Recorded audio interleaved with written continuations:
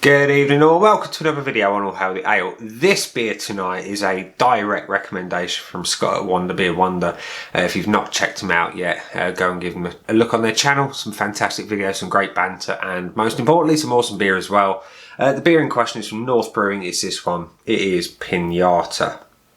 And Piñata appeared in Scott's top 4 for £6 in the Tesco craft beer range video. And I thought, well, I've seen it, I've never tried it, and it got rave reviews from Scott, so I thought I'll give it a bash. What can I tell you about it? Not a lot. It's a mango and guava pale ale, and it weighs it in at a whole 4.5%. And it's got the usual ingredients of water, barley, oats, wheat, mango, guava, hops, and yeast. So it's basic, simple ingredients in a bit of funky artwork. The can, which I appreciate you can't really tell too much because of the lighting. There you go. There's your can. And it's from North Brewing, who we know make amazing beer. So let's crack it open and see what we get, shall we? So we're going to pour into the Lemmy Stoke Beer Festival glass tonight. The pour is pale but hazy. It's hazier than I was expecting.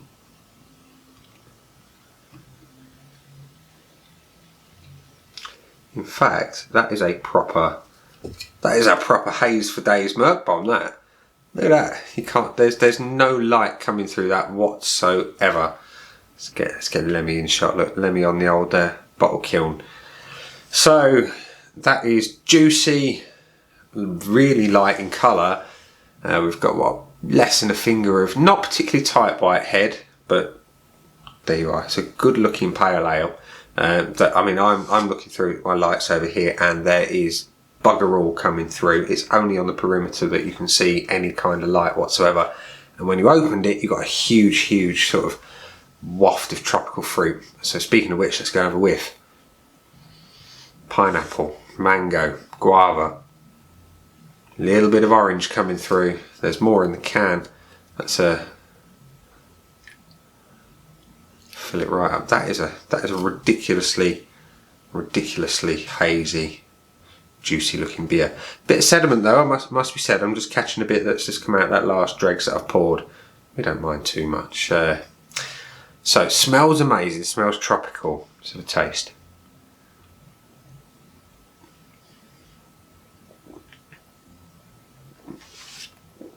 I can see straight away why, Scott, that's in your top 4.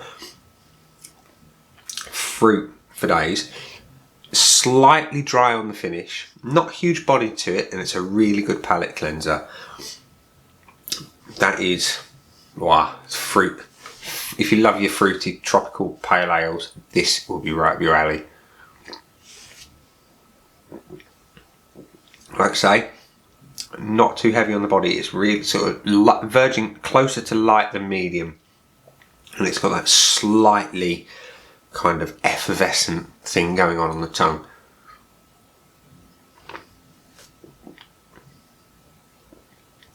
You know what this is? This is what their collaboration with Hop Stuff should have been.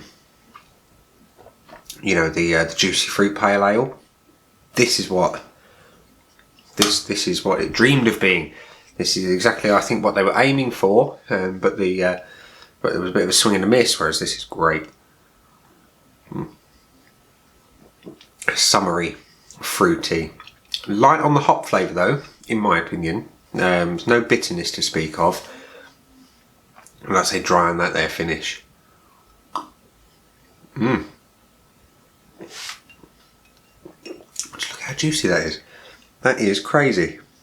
Can't see through it at all. Anywho, let's see if we can pour the rest of that. Does it make any mention of sediment? No mention of pouring carefully. But anywho, let's get them their dregs out, and then we'll have a little think about a score for Piñata. Would I go and buy Piñata again? I would. More for the summer though. It's £1.80 on its own, or 4 for £6 in Tesco, as you know. Yeah, I would buy it again without a shadow of a doubt. Would I rush out and buy it again? Yes, and I'll tell you why.